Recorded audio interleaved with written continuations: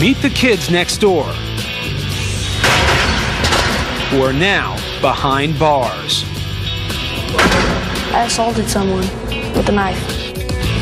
Baby-faced kids with adult-sized rap sheets. Call it brat camp in the extreme, except this one's got separation cells and kids under constant surveillance. For the first time, cameras have been let in. Tonight, you'll see a private world of sexuality. That's the thing here. I'm gay for this day. That's the motto here. Well, your pregnancy are kind of off limits now. No. Shame.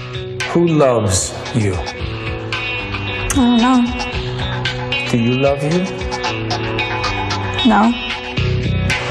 And a secret so painful, she can barely say it out loud. I'm not going to tell you, so might as well just give up on trying to guess. But in the strangest of places, you'll also see hope. I want to make something out of myself. Tonight, an update where they are now. The lost children behind bars. And now, Chris Cuomo. Welcome. Tonight I'm outside New York's notorious Rikers Island jail, and these foreboding signs say it all. This is the kind of place the kids you're about to meet could wind up. That is, if their juvenile corrections experience doesn't set them straight. Cameras are rarely allowed inside the facilities you'll visit. Now, they may be called schools, but they share a lot in common with adult prisons.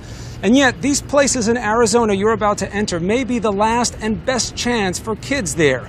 So come and meet some kids who look like they could be growing up on your street, or even in your house. How did they wind up behind barbed wire?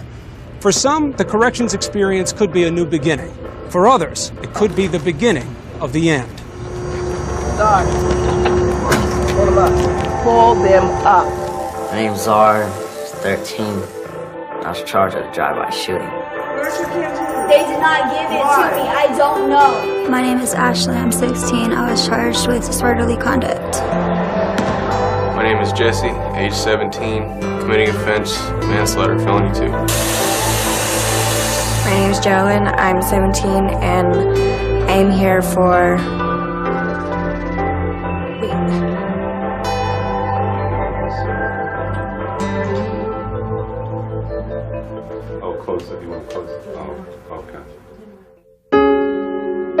These kids start out like any child, bright, loving, wanting to please. But somewhere along the line, something goes wrong.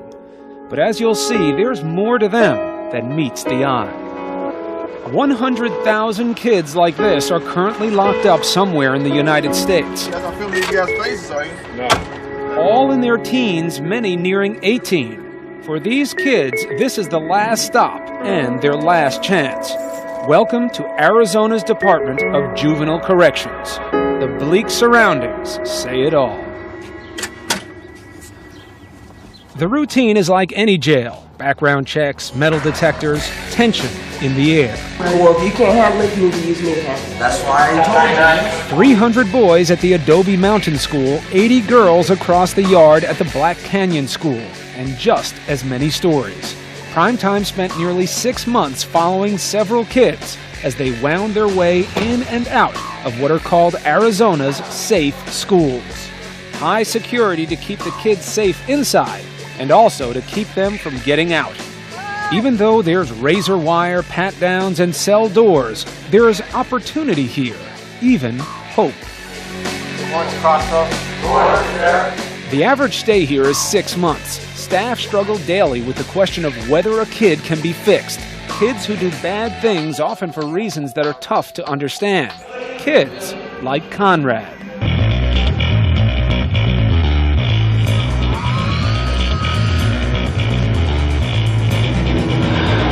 Don't like the way I work, 'cause I'm really hyper. My name's Conrad. I'm 16.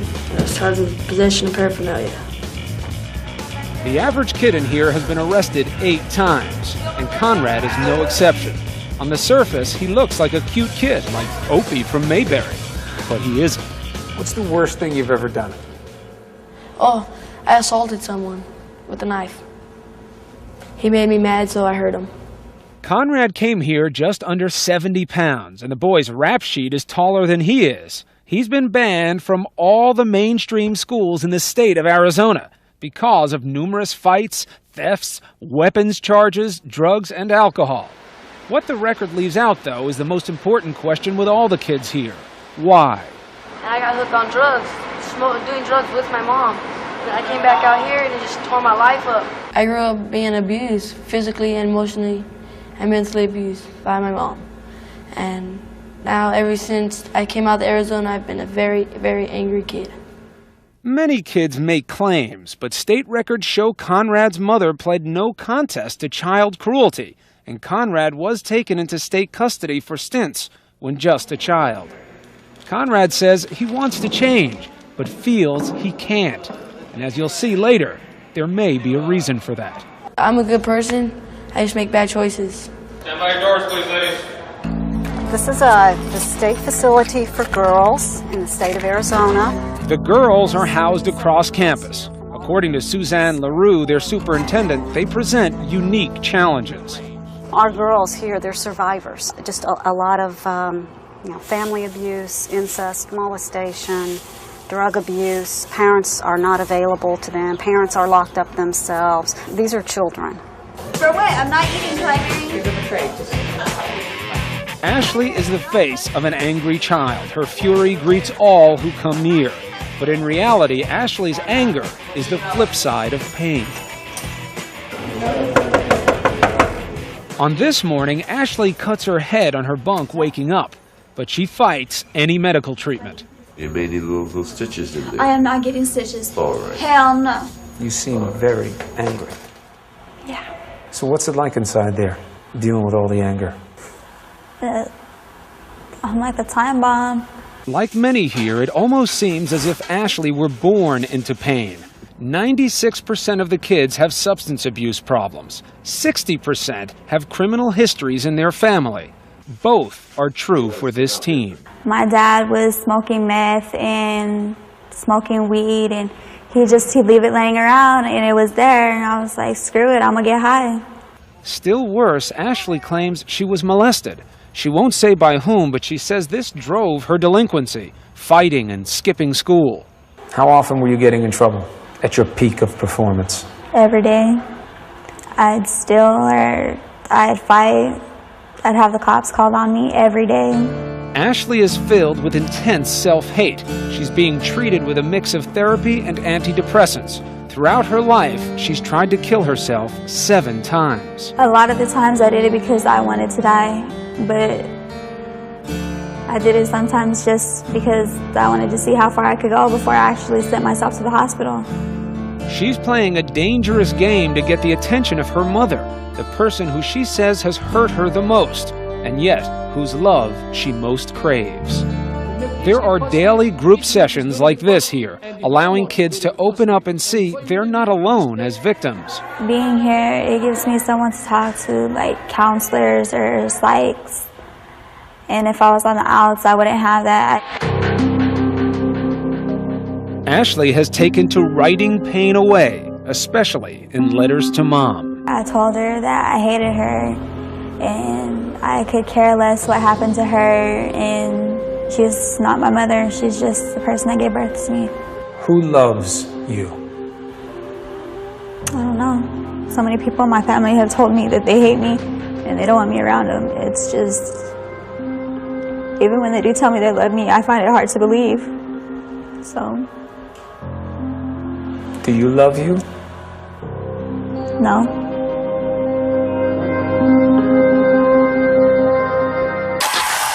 Up next, a trip to the most dangerous unit in juvenile jail.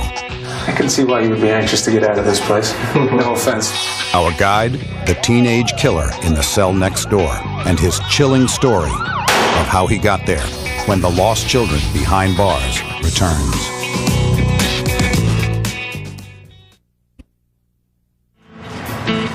Primetime returns. Once again, Chris Cuomo. Arizona's juvenile correction system is set up to be part prison, part school. You want any problems, no physical contact. You could be here for 2 years, you could be here for 3 months. It's on you. It's a pretty friendly place during the day, but pretty formidable at night. A feeling that comes quickly when you're on the inside. I'll show you where we're going to stay tonight. My home with the boys is Crossroads, the unit for violent offenders. Next to the cell I'll experience is 17-year-old Jesse. You got 2 blankets, 2 sheets, your state shirt, state shorts, state pants, and state socks. I can see why you would be anxious to get out of this place. No offense, Mr. Superintendent. Many here regard Jesse as the school's real success story. This is when the governor came. I was the president of the student council at the time. This is some of my members. But Jesse has also been here the longest, since he was 15, with a horrific act in his past. What was the scariest moment for you? The night I shot Alexis. 911, what is your emergency? Oh my God, I've got all over my hands. Jesse's older brother was hosting a party, and Jesse's buddy, 19-year-old Alexis Acosta, was there. For some reason, Jesse says he wanted to impress Alexis, so he went to his brother's closet. Sir, you need to calm down and give me the information, okay? I just turned, cocked it, and fired. Jesse says he grabbed what he thought was an unloaded shotgun. I expected to hear a click and then to show it off as a cool, little thing, but it was loaded. Were you in complete control of your faculties? Yes, I was. I wasn't drunk or anything. They gave me a breathalyzer test on site. Ma'am, he's gone. He's dead. Jesse swears it was all a terrible mistake, and the judge agreed. That's why he wasn't tried as an adult for murder. There is no bringing Alexis back. He has been added to my motivation to become a greater person, so I can look up one day and say, Alexis, this is for you. I did this for you. We spent some time, shot hoops before lights out, an activity that allows kids supervised play to see if they're learning to get along. Then we joked about my old school skills. The last second I pulled it back, requiring even more athleticism. Very true. It's interesting to meet a kid who has killed someone who at the same time seems like the ideal son. So the boys here in the Crossroads unit, which is for the violent offenders, are welcoming me by making noise here after lights out. It's 5:45 a.m. I had a miserable night thanks to my cement bed and constant bed checks by flashlight happy guards who say a kid can kill himself in just minutes. A lesson they learned the hard way. Just 2 years ago, 3 kids committed suicide right here in the space of several months. Federal investigators found widespread sexual and physical abuse throughout both the boys' and girls' schools. So in Arizona, there are new people in charge and a new mandate. Treat these kids like kids, not hardened criminals. Do you believe that corrections with respect to juveniles is where you want it to be? No, but we're on the right track. Last year, Arizona's governor cleaned house and appointed 30-year veteran Mike Branham to oversee a massive overhaul of the state's juvenile correction system. We make sure that the kids can't hurt themselves and can't hurt other people while we figure out how to reach inside and help that child deal with whatever it is that's his or her issues. We can and do make a difference in the kids who can and will change. Maybe the biggest difference between a prison and one of these schools deals with what happens in here. In jail, this would be called a cell, and you'd spend between 20 and 23 hours a day in here being punished, confined. This place works on the opposite idea. It is all about incarceration without confinement. Tell me this, why would I pick desert regions for us to live? Because we're living in the desert. Amen, bro. Okay, good job. One of the unique ways this school reaches these kids is its teaching methods. Alrighty, I just want to talk about elevation and latitude. For teenage boys, math is taught using cars. So it's one home. Most of these kids have grown up being embarrassed by learning disabilities and poor performance at school. There you go. See, this guy's a good teacher. So with kids like Conrad, education is all about confidence. The staff, they don't treat me like I'm crap. My name's Casey. I'm 16 years old. My charges were possession of marijuana, paraphernalia, and aggravated assault and violation of probation. That's all. Over at the girls' facility, 16-year-old Casey is preparing for a very different type of education. She is 7 months pregnant when we meet, a child about to have a child. Behind the smile and the belly, a thief who looked for trouble. Everybody thought I was so innocent and sweet. Oh, look at her, she's so cute. And I'm just looking at them like, yeah, you better watch your stuff, you know. Casey's records show abuse by her convict father and years in protective custody. And although the father of her baby is a teenager too, somehow Casey sees this as a chance for a new beginning. If I wasn't pregnant, I would be fighting. I wouldn't care. I would not care. But now I actually care, and I'm going to do what I need to do, and I'm going to get out, and I'm going to be a good mom. But until she gets out, Casey will have to deal with life on the inside, which can be stressful in more ways than one. Up next, the rules of attraction. Please be appropriate in there. When kids are desperate for any kind of love and affection. And they bet their snacks. Oh, I'll turn her gay, I'll turn her gay. And it's a game to them. When the lost children behind bars returns. We continue with the lost children behind bars. Now, Chris Cuomo. Come on, ladies, that should be up and ready. Come on, Flora. Ashley, let's go. Juvenile corrections isn't just about controlling violence. Take it out quietly. It's also about controlling emotions. A third of the kids here suffer from mental or emotional problems. Sometimes they can be treated with medicine, sometimes therapy. And for the girls who are victims of abuse, sometimes they find ways to help each other. In the girls' facility, there are 80 teams locked together without any boys. It's a combustible mixture fraught with peril and sometimes passion. A lot of the females in here are gay. They'll have a different girlfriend every week, every other day. And that's something that you think they only do because they're here? Yeah. That's the thing here. I'm gay for this day. This behavior is part of life in adult prison, but it seems different in the juvenile world. Staff at the boys' facility say it's not an issue, and no boys said otherwise.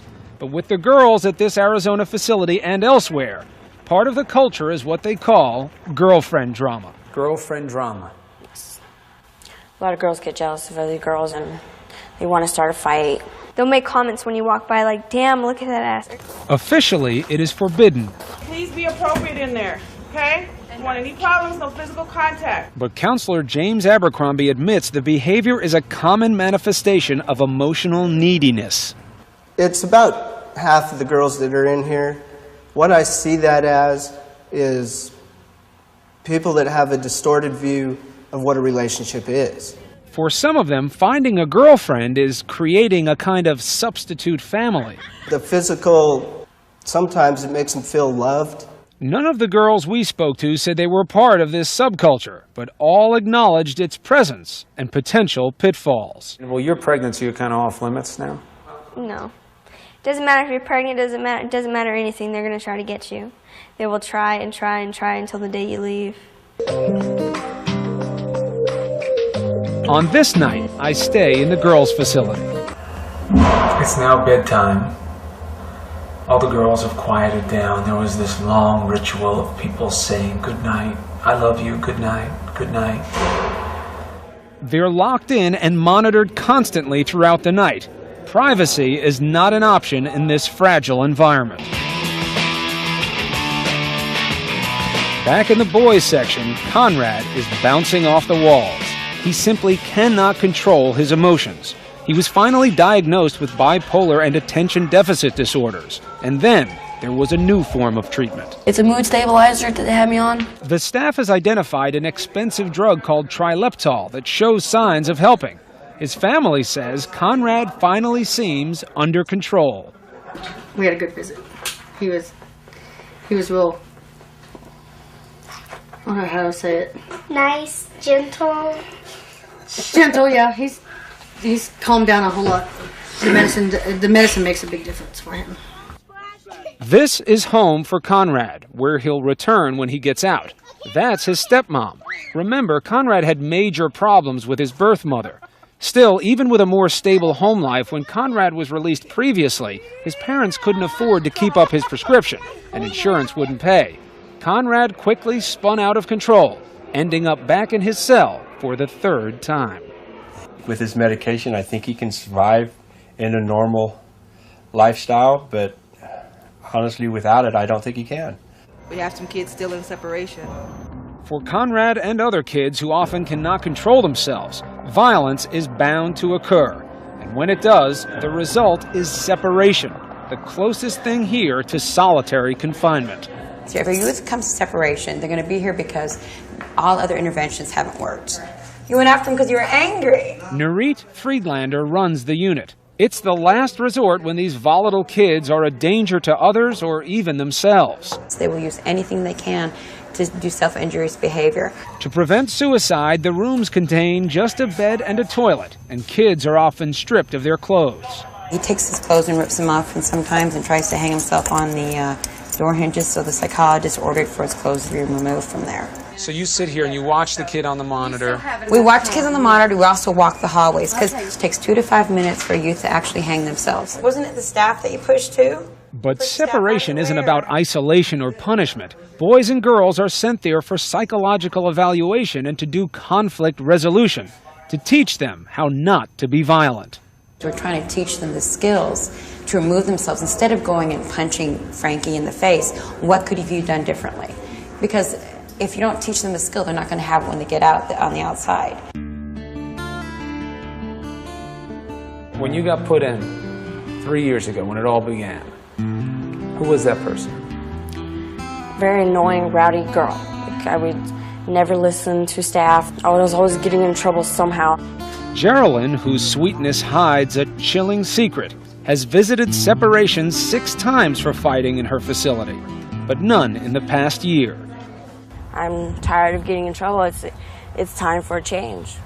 It's time to move on. She has an extensive record of offenses, including trespass, disorderly conduct, smoking pot, and habitual truancy. But now, after a 3-year sentence, she's just 4 days until freedom. This is your favorite place here, right? Yeah, it's like my sanctuary. I don't know, it's just being outside in the nature and taking care of something that grows, and I just love it. Yesterday you said that you kind of saw yourself going through transformation like a plant since you've been here. I was a seed, and now I'm a flower. But Geraldine was sent here for more than mischief. There is something else, something she has hidden from all the other girls. So when the girls say, "Why are you here?" what do you say? I'm not going to tell you, so might as well just give up on trying to guess. What is Geraldine's big secret? When Primetime continues. When Primetime returns, a young girl finally tells our cameras her shocking secret, the one she's kept hidden from the other inmates for the past 3 years. I am here for...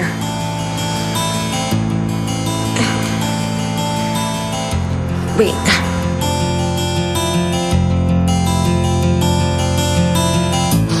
Primetime continues after this from our ABC stations.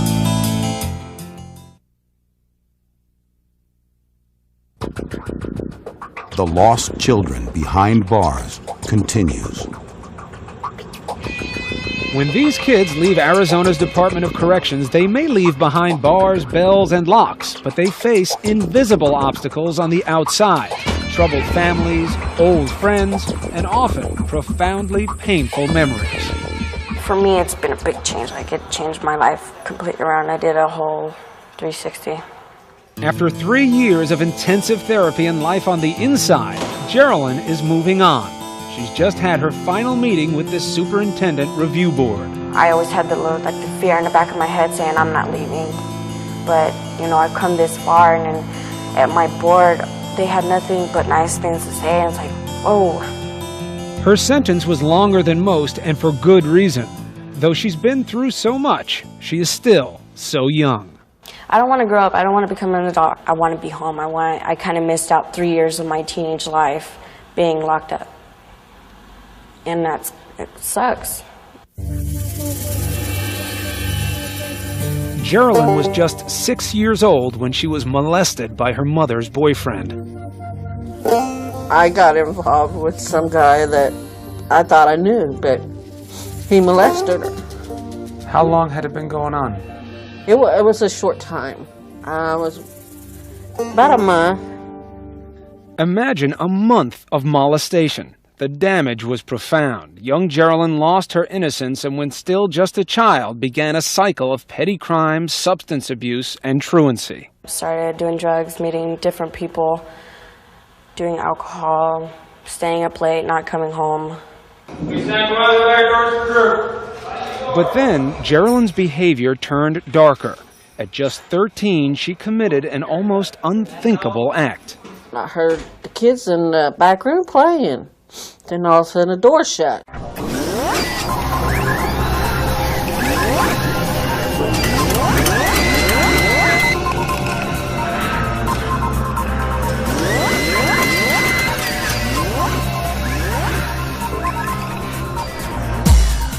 I opened the door and there they was laying in the corner. I'm Geraldine, I'm 17 and I'm here for child molestation. I had a sexual encounter with my 6-year-old nephew at the time. Geraldine may never fully understand why she did what she did. After years of therapy, she merely seems to parrot the professionals. I was only thinking about myself and my wants and needs and desires. I was just focused on hurting them. And I hurt myself too. 5 pills. I need 6. If I didn't sign it right here, then... Like most of these kids, Geraldine will need medication and therapy for years to come. She will be returning to a hard life in a cramped trailer with her mother, Sherilyn. Hey, don't worry about the closet, don't worry. They want us to have twin beds, but I don't have the money to buy twin beds, and it's big enough for 2. I miss her so much, we just hug each other and we fall asleep. Sherilyn has a severe heart problem that makes keeping house and working near impossible. She's counting on Geraldine to find a job and help pay the $435 a month rent. A lot of pressure for a young girl still trying to figure herself out. Ashley, too, is only days away from her chance to go home. Ashley has softened in just the short time she's been here. Now she's eager to discuss her emotions and share letters and poems she's addressed to others, but written for herself. When you go back and read what you have written, what is that like for you? It's hard because it brings back memories I don't really want to be brought back up. Give it a go. Let's see what you got. Words written to the father who abandoned her. You were someone who was supposed to be there and supposed to care. Instead, you walked out of my life and never looked back. You tried to make contact, but now I'm the one who turns away. I'm the one who has walked out, and I can honestly say I'll never come back in your life. You gonna send him that? I don't have his address, and I don't talk to him, so I don't know. Do you think that you're bad, or do you think that you're hurting? I don't feel that I'm bad, but I know that what I do is wrong, and most of the time I do it because I'm hurting. Paint a picture for me of what would be the dream end to this. To get out and not have to look back. From dream to reality, her superintendent review board, where Ashley makes her case for freedom. Before, I didn't really care about what happened to me, but now, being away from my family, I know that they care about me and that they want me to just be successful. And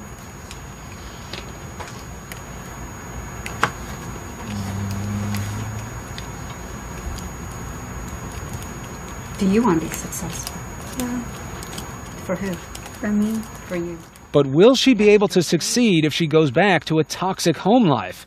Her only buffer will be the love of her grandparents, who've become her legal guardians. Grandpa's there by her side. Grandma's on the phone offering support. Ashley can do it. She's just got to have the right kind of guidance and somebody to show her what's right and what's wrong and what's expected of her. For Ashley, the challenge will be with her mother, who lives just blocks from her grandparents. Ashley feels that her mother has repeatedly put the men in her life before her children, and says her neglect has fueled much of her pain and rage. Tell her she don't have to come because I don't want her there. She has a number of issues surrounding mom, neglect, abandonment issues.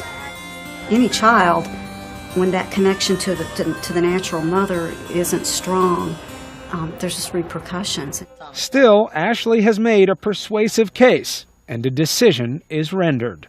I think you've done a lot of changing, a lot of growing, and I wish you a lot of success in the community.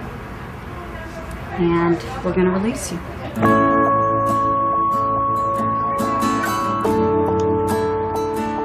We're conditionally released. You're going to be on parole, and you're going to leave Sunday. Love you, Grandma.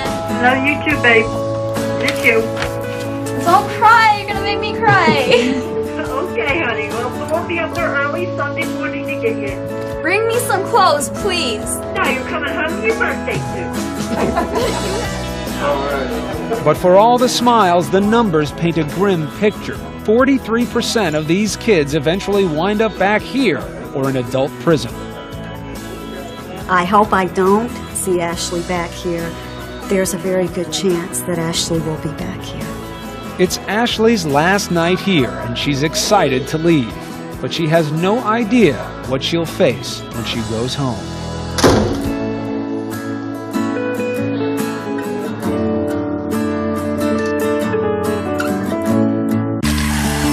Up next, new beginnings. For Casey, the final push for a baby behind bars. You would work every little bit.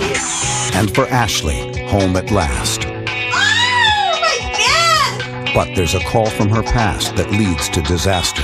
Who's on the other end? When the lost children behind bars continues. Primetime continues. Once again, Chris Cuomo. Our time with these kids is about to come to an end. It's been quite a journey, and now we flash forward a full year since you last saw them, and a lot has changed. We begin with Casey. As you'll remember, she dedicated her time in corrections preparing for this moment. I'm going to be having a girl, and her name's going to be Emily Renee. After 8 hours of labor, Emily Renee is born, 8 pounds, 21 inches, and healthy. For Casey, she is the living hope for a better future. At first, the baby had to sleep at her grandmother's house, while Mom remained locked in a cinder block cell 15 miles away. This is her when she was about a week old. That's one of the ones that were done in jail. I see you smiling. Today, Casey and Emily Renee live together, and the teenage father is also still in the picture. And things are changing for the better for Casey and her new family. She's working, completing her GED, and plans to start college in the fall. Like before, my problem was getting high, and she's my high now. I'm afraid if I get high or something, I can't take care of her. So that's one of the reasons why I've stayed clean and I've done good. And I don't know, she's everything to me now. For Jesse, the star of the program, the last 3 years of his life have been all about hope. 911, what is your emergency? Instead of taking away from this world, instead of hurting, I am now giving back and helping. This was home for Jesse until he turned 18. 85% of releases come this way. It's called aging out of the facility. And it's a moment Jesse has waited for a long time. The moment I'm facing the gate and I hear the call for the gate to open, and before me I see a horizon without fences, and I'm experiencing freedom for the first time in such a great while that I fall to my knees and I begin to cry because I don't remember what it's like. No, after you. I mean, losers first. But for this standout kid, re-entry has gone well. He visited me in New York City, and this time we were on my home court. I'm excited, just to be able to have, you know, my freedom of thought and my, you know, to make my own decisions. That's exciting. Not rushing into anything, though. No, trust me, I got my stuff like organized. Like if I'm not ready, like I'm not gonna have a kid until near 30, because I want to make sure that everything is ready, that this kid can come into my life and have everything that the child needs. And everything is going according to plan for Jesse. He moved to upstate New York and is living with family and now working at a sporting goods store. He plans to start college in the spring. But there is always that inevitable question. Why were you in jail? You know, and I'm like, well, when I was 14, I was playing around with a gun and I shot and killed someone I cared for. But you do have to get past that, right? Because you're already much more than what you were when you were 14 on one night, one set of decisions, a lifetime worth of consequences. I've been through the worst struggles and I've made it and I've come out stronger than I was before. So I need to use that and move on. I was put on this earth for a reason, and it wasn't to be bad. It was to do what I have to, not go to jail. But unfortunately, Conrad would wind up in jail. First came adult jail, and then adult court to face outstanding charges for breaking into cars. Conrad claims he was just the lookout. They shackled me, searched me, and handcuffed me and put me in the van. His status as a juvenile can no longer insulate him, because he's now considered a habitual offender. From now on, he will face adult prison time. The difference between there and here is there they care for you guys, try to help you, so they can put you back out in the community, and here they really don't care what happens to you.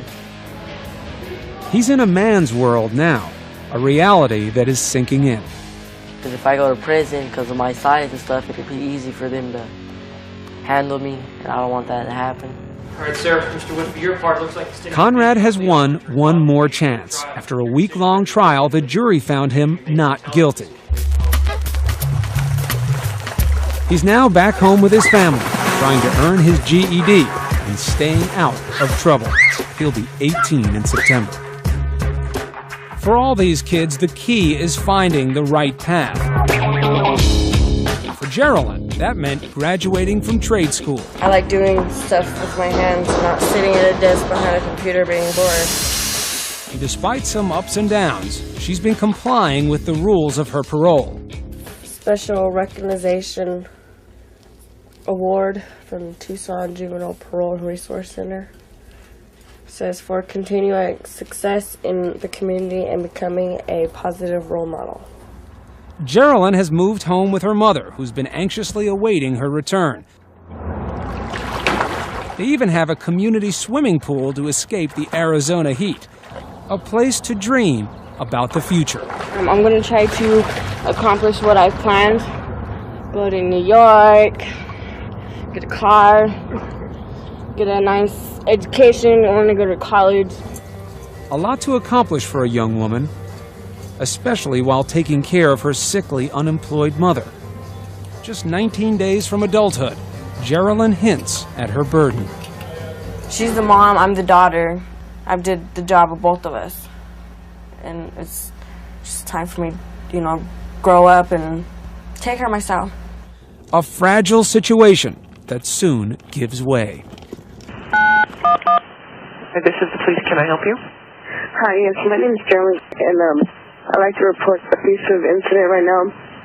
19 days later, a 2 a.m. phone call to the police. You know, I just turned 18 years old, and she's still hitting on me, so I can slap her in the face and beat her out of me. I mean, what kind of is that? So she's been hitting you? Yes. Today? Just a couple of minutes ago. Okay. I'm having officers respond out to you. Sherilyn, please. Sherilyn was arrested for domestic violence seen here in court just last month. And Geraldine has been living with relatives while mother and daughter work on reconciling. Good morning. And for Ashley, one final wake-up call. I need to sleep. Be good. Okay. Oh my God! At first, things go well. Within days, there's even a new boyfriend in the picture. But then, an old demon resurfaces. I got a call from someone that I didn't really want to talk to. Even with her new love and her new chance, harsh words from her 3-time convicted felon father, shattering her fragile confidence. He told me that he wanted nothing to do with me, that I was worthless, that I was a mistake. The pain pushes 17-year-old Ashley to make her 8th suicide attempt. After I got off the phone with him, I went in the bathroom, got 2 or 3 bottles of pills and started taking them. I wanted to die. I wanted it all to end. Like so many of the girls we've met, Ashley is desperate to be loved and to give love. She repeats the cycle of becoming a teenage parent herself. Soon, her boyfriend is not the only man in her life. I'm gonna give my baby everything that my mom couldn't give me. It's not an easy dream to live out, but pregnancy does help keep Ashley out of trouble. Just 2 days before her graduation, Ashley gave birth to 7-pound, 7-ounce Joshua David, a biblical name that suggests a calling to overcome. Her son's birth wound up being the perfect graduation gift. In spite of everything, she's changed her life and was just released from the hospital, we understand, today. And she has said that she was not going to miss her graduation. Ashley, would you please come up and receive your presidential scholarship? We're very proud of you. She is off to college and off drugs. The hope is that she and all of these kids have their best days in front of them. This has been one of the better weeks I've had in a long time. Probably the best. We'll be right back. Like the rest of us, these kids can't control the circumstances they were born into, and many of them won't be able to overcome them. But whether it was the success of the Arizona system or just the eternal optimism of youth, every one of these kids held a ray of hope. All of them wanted to change. I'm Chris Cuomo. For all of us at Primetime, good night.